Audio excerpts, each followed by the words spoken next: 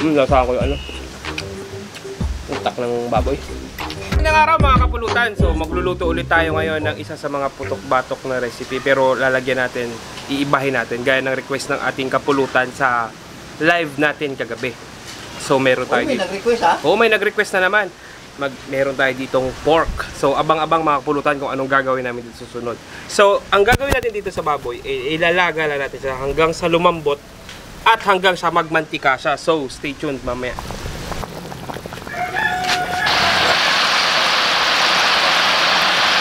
So ayan mga kapulutan, matapos ng ilang oras o ilang minuto nating pagpapakulo, natuyo na siya. At ito na, lumabas na yung mantika niya. Hahanguin na natin yan para sa ating next step.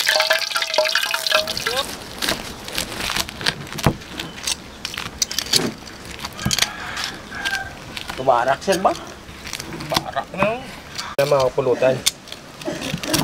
Ayun. Barak sir.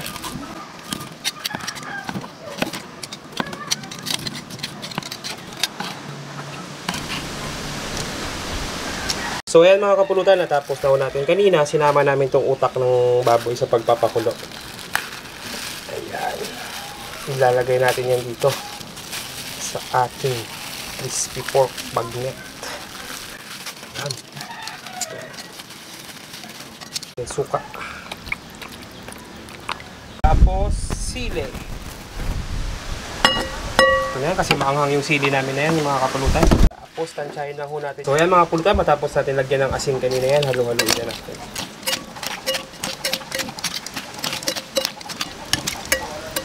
At dahil sa nag-request po, gusto niya lagyan natin ng kamatis yung ating dinakdakan. Ilalagyan natin ng kamatis yan. At isunod natin yung pipino. Haluin. Ayan na. Mga kapulutan, alam nyo na yung kasunod yan. Ay, ano? Latest tingantar niya. Ano pa ba? Mga kapulutan. So, sa nag-request kagabi sa aming live, hindi ko na ano yung pangalan niya. Basta pag nanood ka, sabihin mo lang dun sa page, comment mo, present. Nakalimutan namin, kaya dami binanggit na shoutout kagabi, no? Shoutout kagabi, yung naalala lang namin yung na-take down notes, bagnet na may kamatis daw, tsaka may pipino. Pipino. Dinakdakan pala na may kamatis na pipino. Tapos bagnet dinakdakan. Dinakdakan. Okay. So, ayan na. Aray ko, doon ako galing kay Lolo Randy.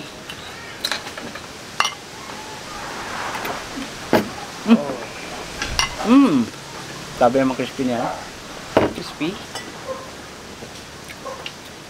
Tinira ko na. Sarap ng pagka-crispy. Lagyan natin ng pipino. Iba din pala lasa, no? Palanggal umay yung pipino. Nag-iba lasa. Tsaka kamatis. Sa normal na din. Ito mga pulutan, sabayan nyo kami.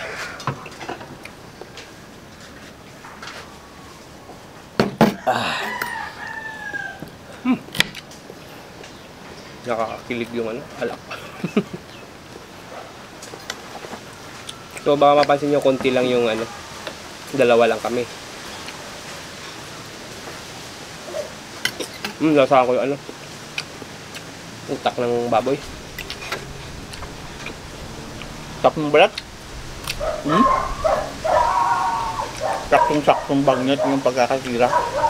So sa mga ibang kapulutan natin dyan na mayroong idea about sa kung may anong gusto nyong try natin, baka kaya naman gawin natin.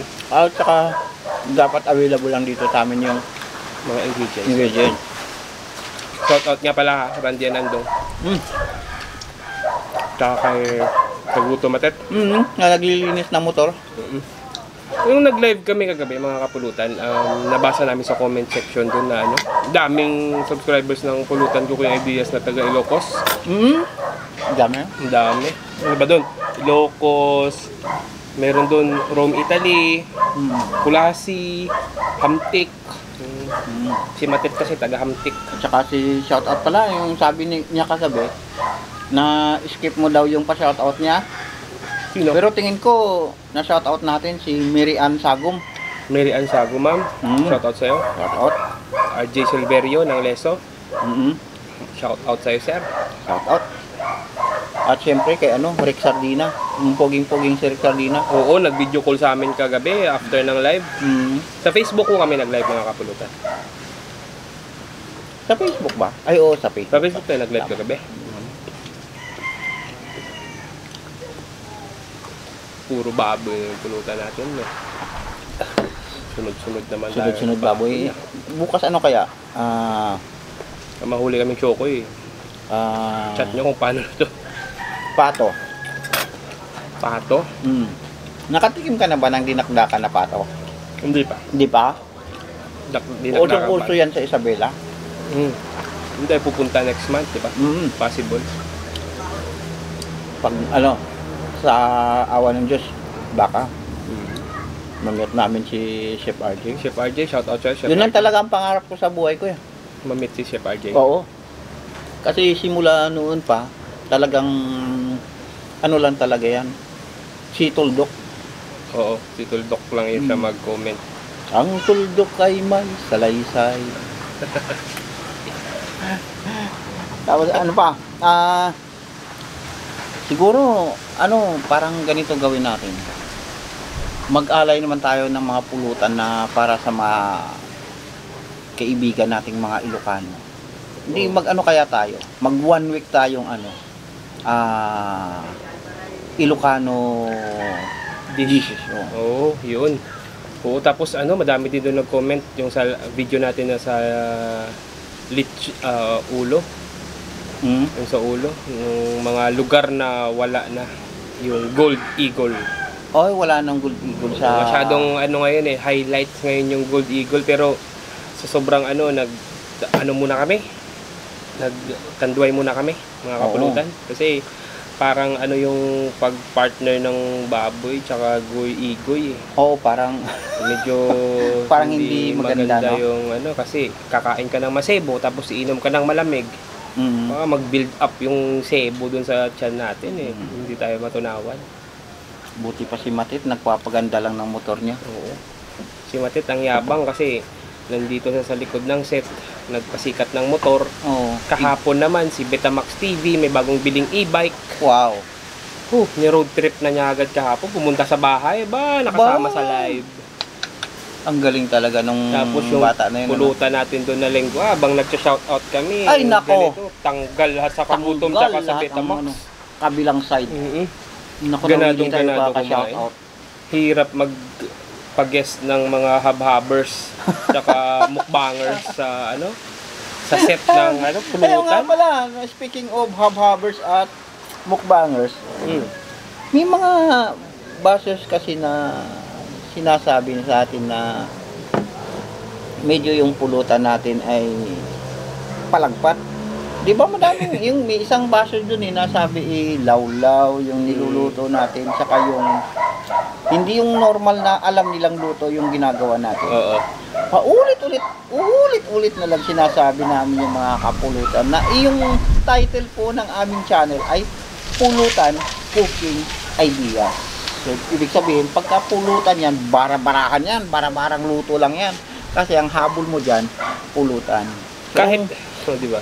Kung gusto nyong manood ng mga magagandang may mga kwentang recipe, manood po kayo ng mga kila Chef Tatong. Oo. Kila Pinasarap. Pinasarap. Kila Ninong Ray. Doon kayo manood, mga Boy Logro. Doon po kayo manood. Wag dito sa amin kasi... Kasi po sa atin, lang to Pulutan. Kahit kami, hindi namin alam magiging outcome Kahit nga minsan, sinasabi namin masarap kahit hindi Baka nga yung nagsasabi na palagpat yung pulutan natin, ang pulutan naman nila, cornic lang din. Tsaka happy. Palagpat lang ho talaga yung pulutan. Kasi ginagawa namin tong vlog.